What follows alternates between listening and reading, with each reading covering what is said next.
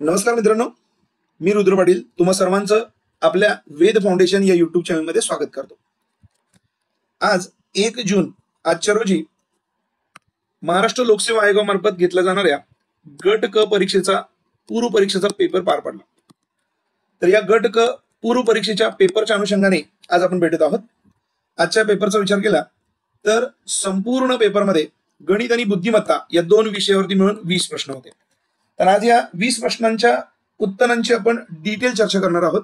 मी गणित आणि बुद्धिमत्ता या दोन्ही प्रश्नांचे संभाव्य उत्तर सांगत आहे असं न म्हणता बरोबर उत्तर संपूर्ण एक्सप्लेनेशन सहित तुमच्या बरोबर चर्चा करणार आहोत. तर आजच्या या पेपरचे पूर्ण गणित आणि बुद्धिमत्ताच्या प्रश्नांचे एक्सप्लेनेशन समजून घेण्यासाठी संपूर्ण व्हिडिओ शेवटपर्यंत बघा.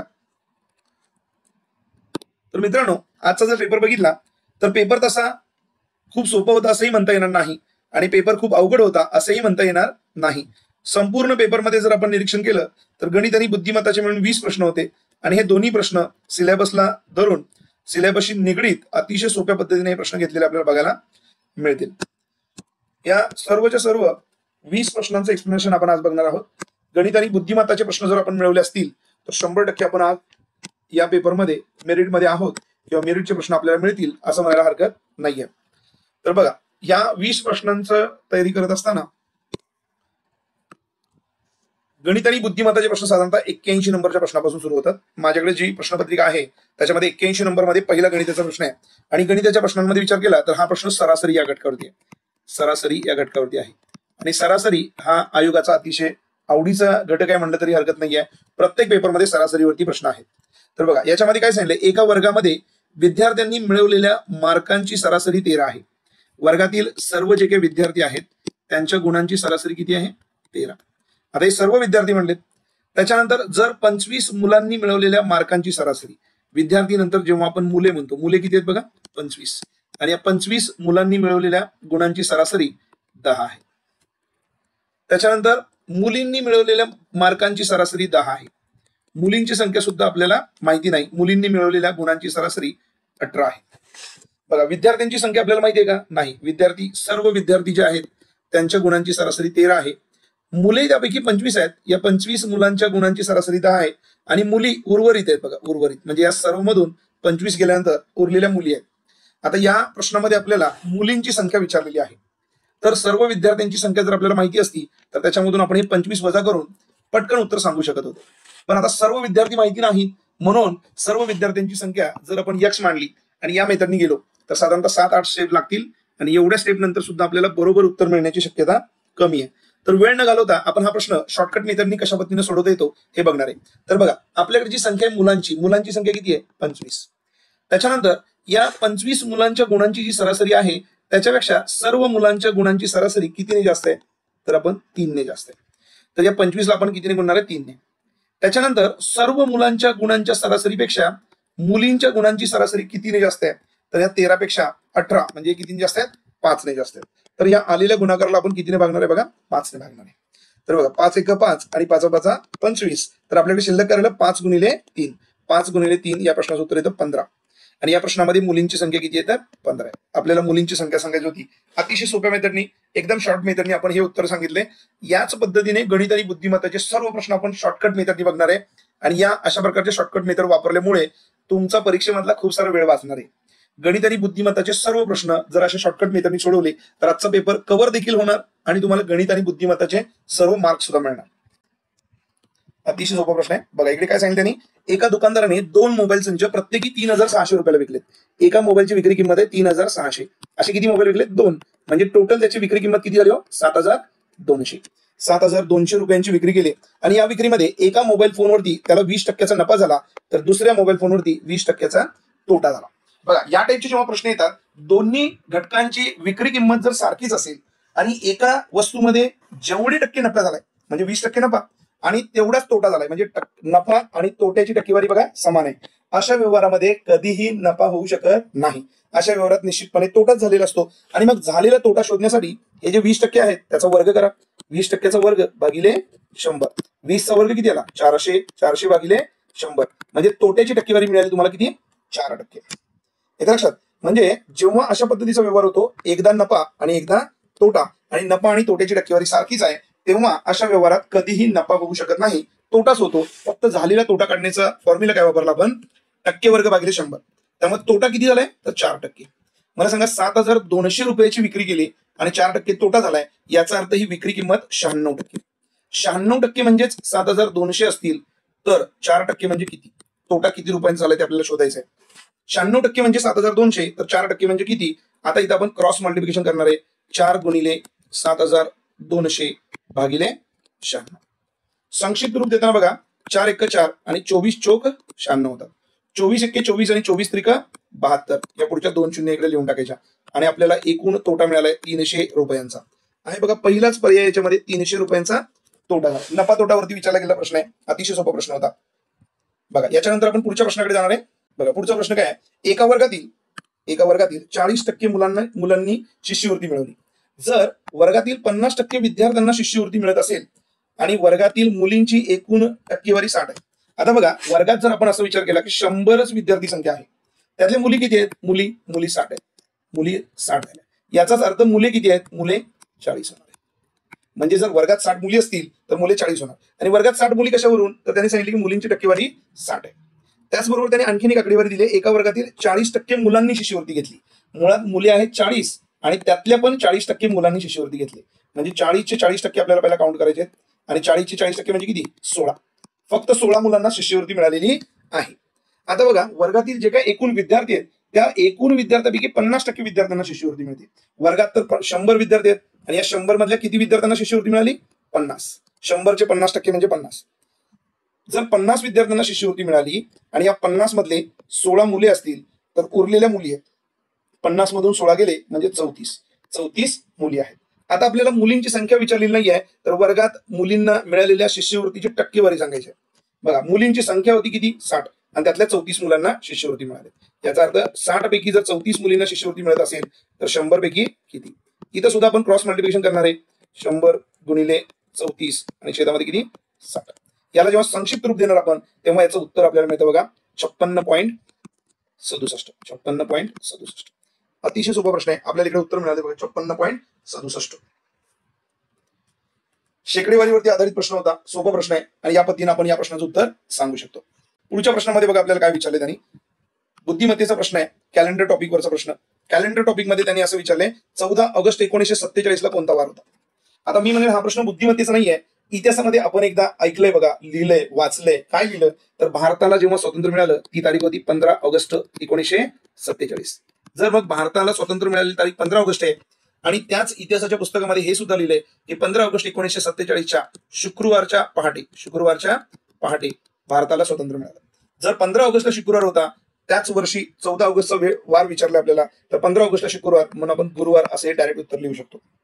पण काही लोक म्हणतील सर आम्ही इतिहासामध्ये वाचलंच नाही की 15 ऑगस्ट शुक्रवारी स्वातंत्र्य मिळाले. तर या प्रश्नाचं उत्तर सोडवण्यासाठी आपण आणखीन एक मेथड वापरू शकतो. बघा हे थोडंसं मी रब करतो, काय आपल्याकडे मेथड आहे. तर जेव्हा आपल्याला फक्त डायरेक्ट डेट दिले आणि त्या डेट वरून उत्तर सांगायचं आहे तर त्यासाठी काही फॉर्म्युला वापरायचा आपल्याला. तर त्याच्यामध्ये तारीख काय होते बघा, तारीख होती 14 ऑगस्ट. ऑगस्ट म्हणजे 8वा महिना आणि त्याचबरोबर पुढे काय लिहिले बघा 1947 हे वर्ष होते. आता डायरेक्ट आपल्याला तारखेवरून जर वार सांगायचा असेल, तारखेवरून जेव्हा आपण वार सांगणार आहे तेव्हा आपल्याला काय करायला पाहिजे, तर या तारखेसाठी काही फॉर्म्युले वापरायचे आपल्याला आणि मग त्या फॉर्म्युल्याप्रमाणे आपण बरोबर उत्तरापर्यंत पोहोचणार आहे.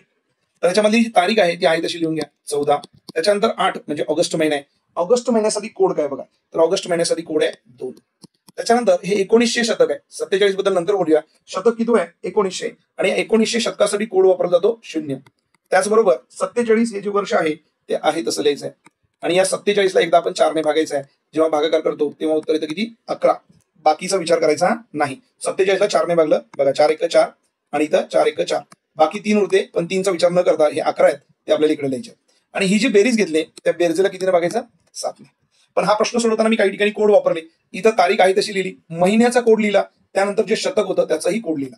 तर याच्यासाठी आपण कोड कसे लक्षात ठेवायचे बघा, 1600 शतक आहे ना, तिथून पुढे सुरुवात केली. 1600 शतक आहे, त्याच्यानंतर 1700, त्याच्यानंतर 1800, 1900, त्यानंतर हे 2000 वालं शतक, त्यानंतर 2100 शतक, असं पुढे तुम्ही कितीही लांब जाऊ शकता.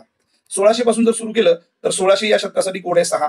मग त्याच्यात 2 कमी करा, 1700च्या शतकासाठी कोड आहे 4. 1800 हे जे शतक आहे त्याच्यासाठी कोड आहे 2. 1900 शतक आहे त्याच्यासाठी पुन्हा 2 कमी करा 0. म्हणजे 6 4 2 0 याच पद्धतीने ही मालिका पुढे सुद्धा कंटिन्यू करायची आहे. 6 4 2 आणि 0. आपल्याला 1900चा कोड पाहिजे होता इथं, तर आपण 1900चा कोड किती लिहिला बघा 0. जसे वर्षाचे कोड लिहिले याच्यानंतर आपण पुढे काय लिहिलं बघा, महिन्याचा पण कोड लिहिला. महिन्यासाठी ऑगस्ट महिन्यासाठी आपण 2 हा कोड लिहिला. तर महिन्याचे कोड लिहिण्यासाठी आपल्याकडे काही कोड आहेत बघा. त्याच्यासाठी आपण बघा जानेवारी, फेब्रुवारी, मार्च, त्याच्यानंतर एप्रिल, मे, जून आणि याच्या पुढे जुलै, ऑगस्ट, सप्टेंबर, ऑक्टोबर, नोव्हेंबर आणि डिसेंबर.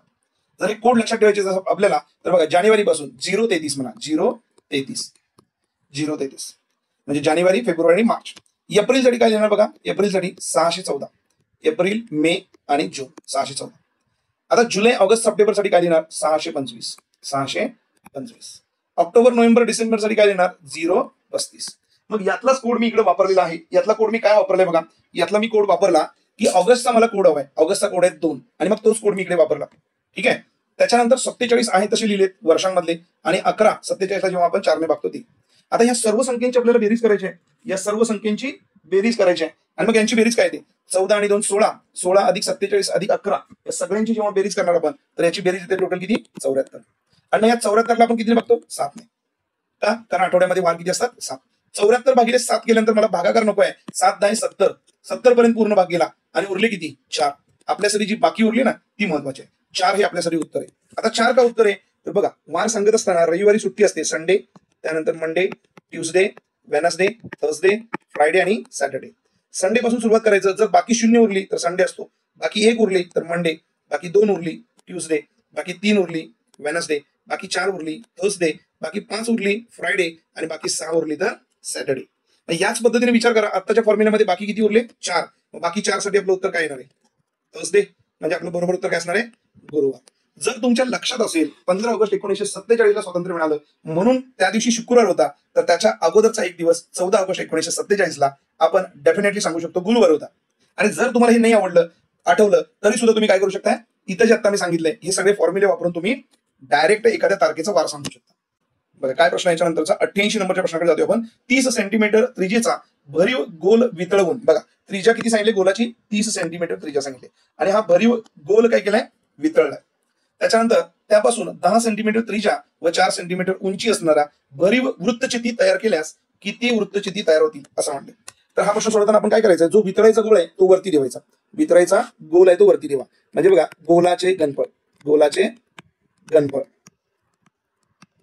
गोलाचे घनफळ भागिले वृत्तचितीचे घनफळ, एवढा सोपा प्रश्न. एक भागाकार करायचा आपल्याला. मग गोलाच्या घनफळाचं सूत्र काय, 4/3 पाय आर चा घन, हे गोलाच्या घनफळाचं सूत्र आहे. मग वृत्तचिती याचं घनफळाचं सूत्र काय, तर वृत्तचितीच्या घनफळाचं सूत्र आहे पाय आर वर्ग h. मी असं म्हणेन या पाय निघून गेला, शिल्लक काय राहिलं आपल्याकडे 4/3 गुणिले आर चा घन. आता गोलाचा घन म्हणजे गोलाची त्रिज्या किती आहे 30, याचा अर्थ आपल्याला 30 चा घन लिहायचा आहे. म्हणून इथं 30 गुणिले 30 असा फक्त 3 वेळा लिहा. हा गुणाकार करायची गडबड नाही. त्याच्यानंतर आर वर्ग h सांगितले. आता हा आर कुणाचा, तर हा आर वृत्तचितीचा सांगायचा. वृत्तचितीचा आर किती आहे 10 आणि 10चा वर्ग म्हणून आपण 10 किती वेळा घेणार आहे 2 वेळा. आणि h म्हणजे काय उंची किती आहे बघा 4 सेंटीमीटर गुणिले 4. आता फक्त संक्षिप्त रूप द्यायचं. बघा या 4 ला हा 4 गेला, या 3 ला हा 3 गेला, हा 0 गेला, हा 0 गेला आणि 0 गेला. आपल्याकडे शिल्लक काय राहिले, हा 3 आणि 30 म्हणजे 3 गुणिले 30 एवढं शिल्लक आहे. म्हणजे टोटल आपलं उत्तर काय आलं 3 गुणिले 30 तर 90. किती वृत्तचिती तयार होतील, तर 90 वृत्तचिती तयार होतील. अतिशय सोपा प्रश्न आहे. गोलापासून वृत्तचिती बनवायच्या आहेत, कशापासून बनवायचं आहे ते अंशामध्ये लिहायचं आणि काय बनवायचं आहे ते छेदामध्ये लिहायचं. गोलाचे घनफळ भागिले वृत्तचितीचे घनफळ. आता या ठिकाणी मात्र तुम्हाला गोलाच्या घनफळाचं सूत्रपाठ पाहिजे, त्याचबरोबर वृत्तचितीच्या घनफळाचं आपल्याला सूत्रपाठ पाहिजे. ही दोन्ही सूत्र जर आपल्याला पाठ असतील तर हा प्रश्न अतिशय आपल्यासाठी सोपा आहे. बघा आपण याच्यानंतर जो प्रश्न बघणार आहे तो प्रश्न आहे 89 क्रमांकाचा. या प्रश्नामध्ये काय सांगितलं बघा, वाऱ्यामुळे एक झाड 21 मीटर उंच जे वृक्ष होतं त्यातलं x मीटर अंतरावरून अशा प्रकारे तुटतं. आता इथं आपण असं समजायचं आहे की एक असं झाड आहे आणि त्याची एकूण उंची किती आहे 21 मीटर. तर या 21 मीटर पैकी जमिनीपासून x मीटर अंतरावरती ते झाड तुटले. म्हणजे जमिनीपासून x मीटर अंतर आहे, एकूण अंतर 21 होतं, जमिनीपासून x मीटर अंतरावरती तुटलं आणि त्याचा टोक जो आहे तो जमिनीकडे कळला. बघा त्याचे टोक जमिनीसोबत झाडापासून 7 वर्गमुळात 3 म्हणजे हे जे झाड आहे तिथून हे जे अंतर आहे ते किती आहे 7 वर्गमुळात 3 एवढ्या अंतरावर जाऊन जमिनीसोबत विशिष्ट प्रकारे कोण बनवतं. आता जर झाड तुटल्यानंतर बघितलं तर इथं काटकोन त्रिकोण तयार झालेला आहे आणि काटकोन त्रिकोणाची एक बाजू आहे एक्स, दुसरी बाजू आहे 7 वर्गमुळात 3. मला सांगा हे संपूर्ण होते 21 मीटर, त्यातले एक्स मीटर पासून झाड कट झाले, याचा अर्थ हा जो कर्ण आहे त्याची लांबी काय आहे तर 21 वजा एक्स. मग काटकोन त्रिकोण असताना पायथागोरस सिद्धांत काय सांगतो आपल्याला, काटकोन करणाऱ्या बाजूंच्या वर्गांची बेरीज करायची. एक बाजू आहे एक्स, एक्स वर्ग केला, अधिक दुसरी बाजू काय 7 वर्गमुळात 3 याचाही वर्ग केला आणि मग कर्ण मिळतो आपल्याला. तर कर्ण किती आहे 21 वजा एक्स कंसाचा वर्ग. आता इथं एक्स वर्ग आपण डायरेक्ट लिहू शकतो, एक्स वर्ग अधिक 7 वर्गमुळात 3 आहेत याचा वर्ग केला तर 7चा वर्ग 49 गुणिले हा 3 आपण आहे तसं लिहू शकतो. आणि याच्यानंतर 21 वजा एक्स वर्ग याचा अर्थ आपण ए वजा बी चा वर्ग असा घ्यायला पाहिजे. 21 चा वर्ग लिहू शकतो आपण किती 441. ए वजा बी चा वर्ग म्हणजे ए वर्ग, ए वर्गच्या पुढे आपण काय लिहिणार अधिक बी वर्ग म्हणजे याच्या पुढे काय लिहिणार आपण एक्स चा वर्ग आणि त्याच्या पुढे काय वजा ट्वाइस ए बी म्हणजे 21 गुणिले 2 गुणिले एक्स. तर याचं उत्तर येणार 42 एक्स. बरोबर चिन्हाच्या डावीकडे सुद्धा एक्स वर्ग आहे आणि बरोबर चिन्हाच्या उजवीकडे सुद्धा एक्स वर्ग आहे. तर या एक्स वर्ग मधून हे एक्स वर्ग गेला, आपल्याकडे शिल्लक काय 49 गुणिले 3. 49 गुणिले 3 यांचा आपल्याला गुणाकार करायचा आहे तर 49 गुणिले 3 याचा गुणाकार येतो किती 147 बरोबर 441 वजा 42 एक्स. आपल्याला एक्स शोधायचा आहे त्यामुळे 42 एक्स पलीकडे गेले, 42 एक्स बरोबर 441 वजा 147. या दोघांची वजाबाकी करायची आहे. 441 मधून 47 गेले तर आपल्याला उत्तर काय मिळणार बघा 441 मधून 147 गेले 42 एक्स बरोबर 42 एक्स बरोबर 294. 42 एक्स बरोबर 294 ही वजाबाकी केली. 141 मधून 441 मधून 147 गेला. आता 42 एक्स बरोबर 294 असतील तर एक्स बरोबर काय 294 भागिले 42 म्हणजेच 294 भागिले 42 केलं तर आपल्याला हा भागाकार येतो 7. म्हणजेच यक्षची व्हॅल्यू किती मिळाली आपल्याला 7. याच्यावरून आपण असं सांगू शकतो की ते झाड यक्ष मीटर उंचीवरती तुटले, जमिनीपासून 7 मीटर अंतरावरती झाड तुटलेलं आहे. यक्षची व्हॅल्यू काढणं खूप सोपं आहे. पायथागोरस सिद्धांत वापरायचा होता आपल्याला इकडे आणि पायथागोरस सिद्धांतावरती आधारित हा प्रश्न होता. 90 नंबरचा प्रश्न आहे बघा पुढचा. आपण 90 नंबरच्या प्रश्नापर्यंत पोहोचलोय. बघा एका शिक्षकाचे उत्पन्न आणि खर्च याचं गुणोत्तर काय बघा 11:9. याचा अर्थ जर उत्पन्न 11 असतील तर खर्च किती आहे 9. जर त्याचे वार्षिक 36,000 रुपयांची बचत केली याचा अर्थ उत्पन्नामधून खर्च वजा केल्यानंतर शिल्लक राहतं ते काय असतं बचत असतं. 11 मधून 9 गेला किती राहिलं 2. पण ही बचत त्याची वार्षिक आहे म्हणून 36,000 ला आपण काय केलं पहिला 12 ने भागलं म्हणजे त्याची महिन्याची बचत मिळाली आपल्याला 3,000 रुपये. याचाच अर्थ 2 भाग म्हणजे 3,000 आहेत. ठीक आहे. आपल्याला विचारले त्याचं मासिक उत्पन्न काय. मासिक उत्पन्न 11 भाग होतं त्यातले 9 भाग खर्च करून तो 2 भाग बचत करतो आणि त्याची महिन्याची बचत आहे 3,000 रुपये. 2 भाग बचत म्हणजेच 3,000 असतील तर 11 भाग म्हणजे उत्पन्न किती. या ठिकाणी सुद्धा आपण क्रॉस मल्टिप्लिकेशन करायचं आहे आणि क्रॉस मल्टिप्लिकेशन करत असताना 11 गुणिले 3,000 भागिले 2. जर इथं 2 ने भागला तर 2 1 2 आणि 2 15 30 या पुढच्या 2 शून्य 1500 गुणिले 11 हा गुणाकार करायचा आहे. हा गुणाकार किती येतो बघा 16,500. 16,500 तर त्याची मासिक उत्पन्न किती आहे बघा त्या व्यक्तीचा 16,500 रुपये आहे. अतिशय सोपा प्रश्न होता. त्याच्यानंतर बघा 91 नंबरचा प्रश्न जो आहे तो बुद्धिमत्तेचा प्रश्न आहे अक्षर मालिकेमधला. बघा 91 नंबरचा प्रश्न काय आहे प्रश्न तिकडे अतिशय सोपा प्रश्न आहे. बघा इकडे काय सांगितले y बरोबर 4 लिहिलेत आणि v बरोबर काय विचारले. y चा वर्ग असं त्यांनी कन्सिडर केले. जर तुम्ही विचार केला तर हे जे अल्फाबेट आहेत त्यांना उलट्या पद्धतीनं मांडणी केली. z नंतर y त्यानंतर बघा x w v u अशा पद्धतीनं उलटी मांडणी केली आणि मग z चा नंबर 1 आहे, y चा नंबर 2 आहे, x चा नंबर 3, w चा नंबर किती आहे 4 आणि v चा नंबर किती आहे 5. मग त्यांनी y चा वर्ग म्हणलेत याचाच अर्थ 2 चा वर्ग म्हणलेत आणि 2 चा वर्ग किती आहे 4. इथं त्यांनी 4 लिहिलंय. आता v चा वर्ग आपल्याला विचारलाय. v चा वर्ग म्हणजे 5. 5 चा वर्ग किती असतो 25. तर या प्रश्नाचं सोपं आणि बरोबर उत्तर काय बघा 25. अतिशय सोपा प्रश्न होता. हमखास मार्क मिळवून देणारा अक्षर मालिका अल्फाबेट वरती हा प्रश्न आहे. सोपा प्रश्न होता. बघा 92 नंबरचा प्रश्न आहे. हा सुद्धा प्रश्न अतिशय सोपा आहे. मार्क मिळवून देणारे तुम्हाला अतिशय सोपा प्रश्न आहे. बघा इकडे काय सांगितलंय जर a बरोबर 4 म्हणलेत, b बरोबर 6 म्हणलेत आणि c बरोबर 8 म्हणलेत. जर a ची किंमत 1 होती, a ची ऍक्च्युअल किंमत 1 होती पण इकडे त्यांनी किती सांगितले 4. जर तुम्ही a ची किंमत 4 आहे या पद्धतीने b ची किंमत c d e f सगळा पूर्ण अल्फाबेट लिहितो म्हणला तर याच्यामध्ये खूप सारा वेळ जाऊ शकतो. तर इतका वेळ घालवायचा नाही आपल्याला, फक्त ऑब्झर्वेशन करायचं आहे. b चा नंबर त्यांनी किती दिले बघा 6. b चा ऍक्च्युअल नंबर होता 2 पण त्यांनी 6 दिलाय. c चा ऍक्च्युअल नंबर 3 होता पण त्यांनी दिला किती 8. आता ह्या 1 पासून 4 कसा तयार झाला, तर ऍक्च्युअल नंबरची दुप्पट अधिक काय केले 2, म्हणजे 1 ची दुप्पट 2, 2 अधिक 2 किती आलं 4. त्याच पद्धतीने 2 ची दुप्पट किती आली 4, 4 अधिक 2 6, म्हणून बी चा नंबर त्यांनी दिलाय 6 आणि सी चा नंबर किती दिलाय 3. 3 ची दुप्पट गेली 6, 6 अधिक 2 केले तर किती येतात 8. यावरून त्यांनी ए बी सी या 3 अल्फाबेटला नंबर दिलेत. आता हीच मेथड वापरून आपण ए बी सी यांचे सगळे नंबर शोधायचे. या पद्धतीने जर आपण नंबर शोधायचा विचार केला, नंबर जसे त्यांनी सांगितले त्या पद्धतीने जर शोधायचं म्हणलं तर पीचा नंबर किती येतो बघा. पीचा ऍक्च्युअल नंबर किती आहे, पीचा ऍक्च्युअल नंबर 16 आहे. ठीक आहे, तर पीचा ऍक्च्युअल नंबर 16 आहे आणि 16 ची दुप्पट किती 32 आणि 32 मध्ये सुद्धा 2 मिळवायचे आहेत. त्यामुळे आपण पी साठी नंबर लिहिणार आहे किती 34. डी चा नंबर तर त्यांनी दिलाय ऑलरेडी 6, सी चा नंबर त्यांनी दिलाय 8 आणि एम चा नंबर किती आहे 13. 13 ची दुप्पट करा, 13 दोन्ही 26, 26 आणि 2 किती झाले 28. जर ह्या वरी दिलेल्या पूर्ण लाईनच्या नंबरची बेरीज बघितली तर ती बेरीज किती येते 34 अधिक 6 अधिक 8 अधिक 28 यांची बेरीज आहे 76.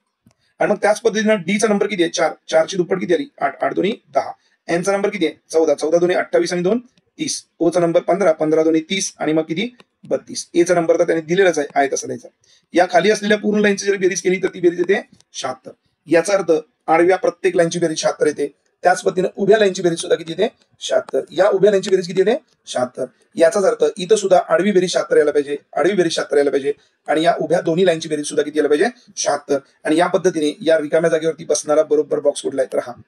जर के ची किंमत 11 आहे तर 11 दोन्ही किती झाले 22, 22 आणि 2 24. जे चा नंबर किती आहे 10, 10 दोन्ही 20, 20 अधिक 2 म्हणजे 22. 24 आणि 22 आले तर या लाईनची सुद्धा टोटल किती येते 76. त्याच पद्धतीने जी चा नंबर 7 आहे, 7 दोन्ही 14, 14 अधिक 2 16. एफ चा नंबर 6 आहे, 6 दोन्ही 12, 12 आणि 2 14.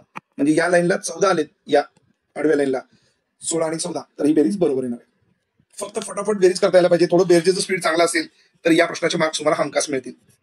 ऍक्च्युअली हा प्रश्न आला होता तुमचा टाइम कंझ्युमिंग साठी, स्पीड ब्रेकर होता. तुम्हाला जर बेरीज पटपट पटपट करता येत असेल तर हा प्रश्न तुम्हाला मार्क मिळवून देणार आहे. पण जर बेरीज करण्यामध्ये तुमचं स्पीड कमी पडलं तर तुम्हाला मार्क तर मिळणार नाहीच, शिवाय तुमच्या टाइमपास सुद्धा इकडे होणार आहे. तर प्रश्न ओळखता यायला पाहिजे कुठल्या पद्धतीचा आहे आणि मग त्यानुसार आपल्याला पुढे जायचं. अतिशय सोपा प्रश्न आहे बघा. आपण याच्यानंतर पुढचा प्रश्न बघणार आहे. बघा 93 नंबरचा प्रश्न काय सांगतात बघा. 93 नंबरच्या प्रश्नामध्ये त्याने असं सांगितलंय, रिंकूच्या घड्याळात सकाळचे 9 वाजलेत. आता सकाळचे 9 म्हणजे 12 इकडे असतात, 9 इकडे, हे 3 आणि मग 6. सकाळचे 9 याचा अर्थ छोटा काटा 9 वरती आहे आणि मोठा काटा कुठे 12 वरती. त्याच्यानंतर त्यांनी काय सांगितलं बघा, जर तास काटा पश्चिमेकडे असेल, आता तास काटा म्हणजे कुठला हा, आणि मग तास काटा कुठली दिशा दाखवतो पश्चिम. जर इकडे पश्चिम असेल तर बरोबर 3 कडच्या बाजूला कुठली दिशा आहे पूर्व. आणि जेव्हा उजव्या हाताला आपल्या पूर्व असते आणि डाव्या बाजूला पश्चिम असते तेव्हा आपल्या समोर कुठली दिशा असते तर उत्तर. म्हणजे 12 कडे कुठली दिशा येणार उत्तर. आणि त्यांनी तेच विचारलंय, मिनिट काटा त्यावेळेस कोणती दिशेला असेल. मिनिट काटा कोणत्या दिशेला येतात उत्तरेला. बघा इकडे ऑप्शन सुद्धा आपला आहे 3 नंबर. उत्तर हे आपलं बरोबर उत्तर आहे. या प्रश्नाचा उत्तर हेच आपलं बरोबर उत्तर आहे. छान सोपा प्रश्न होता. आपण यानंतर पुढच्या प्रश्नाकडे जाणार आहे.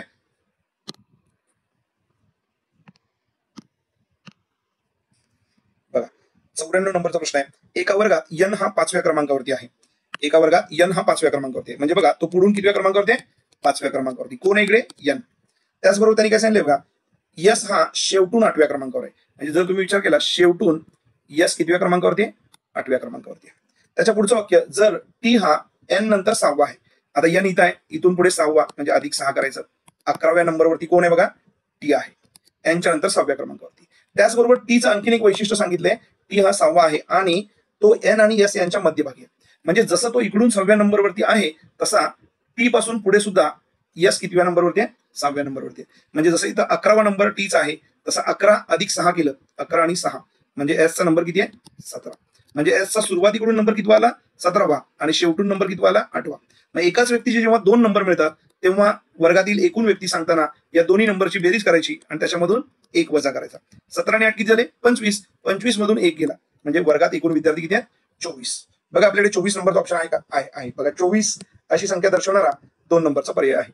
अतिशय सोपा प्रश्न होता. बघा याच्यानंतर एक प्रश्न आहे, साखरेच्या किमती 20% वाढल्या. साखरेच्या किमती किती टक्क्यांनी वाढल्या 20% वाढल्या.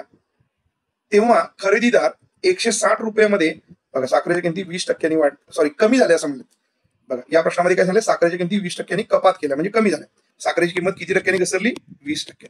त्यामुळे खरेदीदार काय करायला लागलाय 160 रुपयामध्ये पूर्वीपेक्षा 2.5 किलो साखर जास्त घ्यायला लागलाय 2.5 किलो. तर जेव्हा साखरेची किंमत कमी झाली आपण जास्त साखर खरेदी करू शकतो हे तर खरंय. तर प्रति किलो असलेली मूळ किंमत काय विचारली. आता हा प्रश्न पर्याय करून पण सोडवता आला असता, पर्याय करून देखील सोडवता आला असता. पण हा प्रश्न पर्याय करून न सोडवता जरा वेगळ्या मेथडने आपण डायरेक्ट उत्तर सोडवू शकतो का, किंवा याच्यासाठी काही शॉर्टकट मेथड आहे का, हे सुद्धा आपण बघणार आहोत. तर बघा, याच्यासाठी शॉर्टकट मेथड काय आहे. माझ्याकडे खरेदी करायला किती रुपये होते सुरुवातीला, 160 रुपये होते. तर या 160 मधून काय वजा करायचं, 160 चे 20% कमी केल्यानंतर किती होतं, 80%. तर 160 चे 80% वजा करायचे. 160 चे किती वजा करणार आपण, 80%. म्हणजे हा शून्य गेला शून्य, हा शून्य गेला शून्य. 160 मधून किती वजा झाले, 16 गुणिले 8. याचा अर्थ 160 वजा किती आले, 128. किती आले वजाबाकी, वजाबाकी आहे 32. तर आलेल्या वजाबाकीला आपण कितीने भागणार आहे, तर जेवढी किलो साखर जास्त खरेदी केले त्याच्यामध्ये 20% कमी करायचे आणि 80% द्यायचे. हे 32 आहे, या 32ला 2.5 किलोचे 80% द्यायचे. आता हे 80 कुठून आले, तर साखर 20% कमी झाली ना, म्हणजे साखरेचा दर 20% कमी झाला, म्हणून 100 वजा 20. संक्षिप्त रूप देताना बघा, हा दशांश चिन्ह नको आपल्याला, दशांश चिन्हाच्या ऐवजी इकडे शून्य आला. 25 × 25 आणि 25 × 100. त्याच्यानंतर हा शून्य गेला, हा शून्य गेला. 4 × 4 आणि 4 दोन्ही 8. बे बे बे बे एक उरला, 2 × 12. साखरेची मूळ किंमत किती होती, 16 रुपये होती. बघा 16 रुपये आहे का ऑप्शन इकडे, आहे. 16 रुपये हा बरोबर उत्तर. अतिशय सोपा प्रश्न आहे. त्याच्यानंतर बघा 96 नंबरचा प्रश्न आहे, सोपा प्रश्न आहे. याच्यासाठी आपल्याला अल्फाबेटचे नंबर्स फक्त माहिती असायला पाहिजेत, बस. याच्यापेक्षा वेगळं याच्यामध्ये काहीच नाहीये. जर तुम्हाला अल्फाबेटचे नंबर माहिती असतील तर हा प्रश्न इझिली सांगू शकतो आपण. बघा काय सांगितलं त्यांनी, एका सांकेतिक भाषेत UNNATI युनिटी हा शब्द कसा लिहितात, 79. तर त्याच सांकेतिक भाषेत उत्कर्ष हा शब्द कसा लिहिता येईल. जर तुम्ही याचं ऑब्झर्वेशन केला तर यूचा नंबर किती आहे, यूचा नंबर 21, यूचा नंबर 21, एनचा नंबर 14. पुन्हा एकदा एनचा नंबर 14. एचा नंबर किती आहे, 1. टीचा नंबर किती आहे, 20. आणि आयचा नंबर किती आहे, 9. म्हणजे अल्फाबेटला असलेल्या सर्व नंबरांची जर बेरीज केला तर ती बेरीज किती येते, 79. मग त्याच पद्धतीनं उत्कर्ष या शब्दामध्ये सुद्धा जे अल्फाबेट वापरले गेले त्या सर्व अल्फाबेटचे जे काही नंबर्स आहेत ते आपण नंबर्स लिहायचे आणि त्यांची बेरीज करायची. यूचा नंबर किती आहे, 21. टीचा नंबर किती आहे, 20. केचा नंबर किती आहे, 11. एचा नंबर 1. आरचा नंबर किती आहे बघा, 18. एसचा नंबर 19 आणि एचचा नंबर 8. या सर्वांची जर बेरीज केला बघा, 21 + 20 + 11 पुन्हा 1 + 18 19 आणि 8, तर यांची टोटल किती येते, तर 98. टोटल किती आहे बघा, 98. त्यामुळे या प्रश्नाचं बरोबर उत्तर काय, 98. अतिशय सोपा प्रश्न होता. फक्त अल्फाबेटचे नंबर माहिती असतील तरी आपण या प्रश्नाचं उत्तर बरोबर सांगू शकतो. 97 नंबरचा प्रश्न काय बघा, खालील वर्तुळालेख या एका कुटुंबातील विविध बाबीवरील मासिक खर्च दर्शवतो. कुटुंबाचे मासिक उत्पन्न 46,800 रुपये आहे, तर कपड्यांपेक्षा अन्नधान्यांवरील खर्च कितीने जास्त आहे. बघा, पूर्ण वर्तुळामध्ये जर ही डायग्राम दाखवली असेल तर पहिल्यांदा तुम्हाला कळलं पाहिजे एकूण उत्पन्न जे आहे त्याची बरोबरी कोणाबरोबर आहे, 360 अंशांबरोबर. कारण एक वर्तुळ म्हणजे किती असतो, 360 अंश असतो.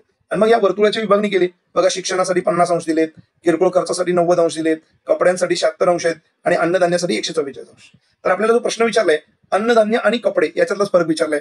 तर अन्नधान्यासाठी किती खर्च केला जातो, 144 अंश. त्यानंतर कपड्यांसाठी किती खर्च केला जातो, तर 76 अंश. आपल्याला फक्त यांची वजाबाकी घ्यायची आहे. 144 मधून 76 गेले, किती उरले बघा, तर यांची वजाबाकी येते 68. ठीक आहे. तर 360 अंश म्हणजे उत्पन्न आहे, 360 अंश म्हणजे एकूण उत्पन्न. एकूण उत्पन्न किती आहे, 46,800. मग या 360 अंशांपैकी 68 अंशाचा डिफरन्स आहे, म्हणून आपण इकडे 68 अंश लिहितोय. 68 अंश बरोबर किती, आपल्याला यांचं क्रॉस मल्टिप्लिकेशन करायचंय. बघा, 68 गुणिले 46,800 भागिले 360. अतिशय सोपा प्रश्न आहे. इथे फक्त आपल्याला संक्षिप्त रूप देत जायचं आहे. हा शून्य गेला शून्य, सोपा प्रश्न आहे. आपल्याला इकडे 3 ने भाग जाईल, 3 × 1 = 3, 3 × 2 = 6, 3 × 1 = 3, 1 उरला, 3 × 5 = 15, पुन्हा 1 उरला, 3 × 7 = 18 आणि मग हा शून्य लिहायचा. 12 × 1 = 12 आणि 12 × 13 = 156. 12चा पाढा 13 पण म्हणायचा, हा शून्य.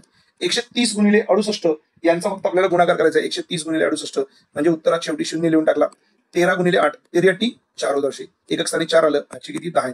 13 × 78 अधिक 10 म्हणजे किती आले, 88. आपलं उत्तर किती आहे बघा, 8,840 आहे का ऑप्शन आपल्याकडे, 8,840. एक नंबरचाच पर्याय आहे 8,840. अतिशय सोपा प्रश्न होता. पुढचा प्रश्न बघूया आपण. चला, यानंतरचा पुढचा प्रश्न आहे संबंधवर्ती प्रश्न आहे. बघा, एमपीएससीचा प्रश्न आहे आणि आयोगानं नातेसंबंधावरती प्रश्न विचारला नाही असं होणार नाही. बघा, एम आणि एन हे दोघे भाऊ आहेत. आता आपण दोघे भाऊ कसे दाखवतो, एम आणि एन दोघांच्या मध्ये बरोबर चिन्ह दाखवतो. आणि दोघे भाऊ आहेत म्हणजे हे मेल कॅन्डिडेट पुरुष म्हणून यांच्या डोक्यावरती आपण काय केलं, अधिक चिन्ह लिहिलं. त्याचबरोबर त्यांनी काय सांगितलं, क्यू आणि आर या बहिणी आहेत, पण क्यूचा आणि आरचा एम आणि एन बरोबर कोणताही संबंध सांगितलेला नाही. म्हणून आता क्यू आणि आर यांना थोड्या वेळासाठी आपण होल्ड वरती ठेवणार आहे. त्याच्या पुढचं वाक्य बघा, एमचा मुलगा आरचा भाऊ आहे. आता एमचा मुलगा कोण आहे ते माहित नाही, पण तरी पण आपण काय केला, एमचा मुलगा म्हणजे त्याच्या नंतरच्या पिढीतला व्यक्ती आहे म्हणून आपण खाली जाणारा बाण दाखवला, एमचा मुलगा. हा कुणाचा भाऊ आहे? आरचा भाऊ आहे. म्हणजे हे सगळे एकाच लाईन मध्ये आहेत. हे आर आणि हे क्यू, या दोघी काय आहेत बघा? बहिणी बहिणी, म्हणून त्यांच्या डोक्यावर आपण काय लिहिलं? मायनस चिन्ह. आणि एमचा मुलगा आरचा भाऊ आहे, म्हणजे इथं सुद्धा आपण काय केलं बघा? बरोबर चिन्ह दाखवलं. हे सगळी भावंड आहेत, एकाच पिढीमध्ये आहेत. मग आर क्यू आणि हा मुलगा, या सगळ्यांचे वडील कोण आहेत? एम. आणि मग एमचे भाऊ आहेत, म्हणजे क्यू साठी एन कोण आहेत? तर काका आहे. आणि हेच तर आपल्याला विचारले. त्यांनी काय विचारले बघा? तर एन चे क्यू बरोबरचे नाते काय? तर एन हे क्यू साठी कोण आहेत? काका. आणि काका दाखवणार ऑप्शन आहे का आपल्याकडे? हो आहे, इकडे ऑप्शन आहे बघा, काका दाखवणार. अतिशय सोपा प्रश्न होता बघा. काय सांगितले? वर्तुळातील संख्यांचे निरीक्षण करा आणि प्रश्नचिन्हाच्या जागी येणारा योग्य पर्याय निवडा. जर निरीक्षण केलं तर बरोबर मध्ये 70 लिहिले, आणि त्याच्या भोवती जो छोटा सर्कल आहे त्याच्यामध्ये असणारे अंक काय आहेत? 17, त्यानंतर काय बघा 20, त्यानंतर काय 15 आणि त्यानंतर 18. जर या सर्व संख्यांची बेरीज केली तर यांची बेरीज सुद्धा काय ते 70. म्हणजे मध्ये 70 आहेत आणि या वर्तुळामधील सर्व संख्यांची बेरीज 70 आहे, म्हणून उरलेले या वर्तुळामध्ये सुद्धा बेरीज 70 येते का आपण चेक करणार आहोत. तर त्याच्यामध्ये संख्या बघा काय काय? 19, त्याच्यानंतर अधिक 13 आणि याच्या पुढे अधिक काय बघा? 16. 19 अधिक 13 अधिक 16 अधिक एक प्रश्नचिन्ह आहे, आणि यांची बेरीज किती यायला पाहिजे? 70. तर आपल्याकडे आहे 3 संख्या. या 3 संख्यांची बेरीज पहिल्यांदा आपण करू शकतो बघा. 3 संख्यांचीच बेरीज करणार आहे, आणि यांची बेरीज किती आली? 19 अधिक 13 अधिक 16, यांची बेरीज आहे 48. आणि मग आपल्याला 70 बेरीज आल्या पाहिजे, म्हणून 70 मधून 48 वजा केले तर किती आलं होतं? 22. याचा अर्थ या प्रश्नचिन्हाच्या जागी काय येणार आहे? 22 आहे आपल्याकडे ऑप्शन. 4 नंबरचा ऑप्शन आहे 22, हे बरोबर उत्तर आहे. याच्यानंतर बघा पुढे एक सोपा प्रश्न आहे. एका पेटीमध्ये काही आंबे आहेत. जर 12 मुलांना प्रत्येकी सारखे वाटले तर 8 आंबे उरतात. तेवढेच आंबे जर 14 मुलांना सारखे वाटले तर 10 आंबे उरतात. आता याच्यामध्ये 12 मुलांना वाटले तर आंबे किती उरतात? 8. त्याच्यानंतर जर 14 मुलांना वाटले तर आंबे किती उरतात? 10. 12 मुले आणि 8, 14 आणि 10 या वेगवेगळ्या संख्या दिसतात, पण बघा 12 आणि 8 मधला फरक किती आहे? 4. 14 आणि 10 मधला फरक किती आहे? 4. जेव्हा अशी वाटणी करत असताना फरक समान येतो तेव्हा ही मुलांची संख्या जी आहे त्याचा लसावी काढा. 12 आणि 14 यांचा लसावी घ्यायचा. तर 12 आणि 14 यांचा लसावी किती येतो? तर 12 आणि 14 यांचा लसावी आहे 84. लसावी येतो 84. तर या 84 मधून हा जो समान आलेला फरक आहे तो वजा करायचा. 84 मधून 4 गेले म्हणजे उत्तर किती आहे? 80. याचा अर्थ त्या पेटीमध्ये किती आंबे आहेत? आंब्यांची संख्या किती आहे? तर 80. अशा पद्धतीनं आजच्या पेपरमधील असलेले सगळे गणित आणि बुद्धिमत्ताचे 20च्या 20 प्रश्न आपण बघितले. सगळ्या प्रश्नांची डिटेल चर्चा केली. पूर्ण प्रत्येक प्रश्न आपण एक्सप्लेन केलाय. अतिशय सोपा प्रश्न होता. कोणताही प्रश्न न सुटणारा, कन्फ्युजन करणारा नाही. फक्त काही प्रश्न तुमचे टाइम कन्झ्युमिंग होते, टाइम खर्च करणारे होते. आपल्याला ते ओळखता यायला पाहिजे. कुठल्या प्रश्नासाठी कुठली शॉर्ट मेथड वापरायची ही कळली पाहिजे. आणि जेव्हा तुम्ही कंबाईनचा पेपर देताय तेव्हा या गोष्टी निश्चित आहेत. परीक्षेतले सगळे प्रश्न सुटतात, फक्त परीक्षेच्या वेळेत सुटायला पाहिजेत. आणि मग हेच सगळे प्रश्न परीक्षेच्या वेळेत सुटण्यासाठी आपल्याला काय करायचं आहे? तर टाइम मॅनेजमेंट चांगलं पाहिजे. त्याचबरोबर प्रश्न सोडवण्यासाठी थोडी स्किल आपल्याला इम्प्रूव्ह करायला पाहिजे. सगळेच प्रश्न काही वेळा सोडवायचे नसतात. काही शॉर्ट ट्रिक, शॉर्ट मेथड वापरून आपण बरोबर उत्तर सुद्धा टिक करायचं असतं. आणि मग अशा पद्धतीच्या सर्व शॉर्ट ट्रिक, शॉर्ट मेथड शिकण्यासाठी आमच्या चॅनलला तुम्ही अजून सबस्क्राईब केलं नसेल तर आमच्या चॅनलला सबस्क्राईब करा. आणि आजच्या या पेपरचं एक्सप्लेनेशन, संपूर्ण स्पष्टीकरण तुम्हाला आवडलं असेल या व्हिडिओला लाईक आणि कमेंट करायला विसरू नका. धन्यवाद.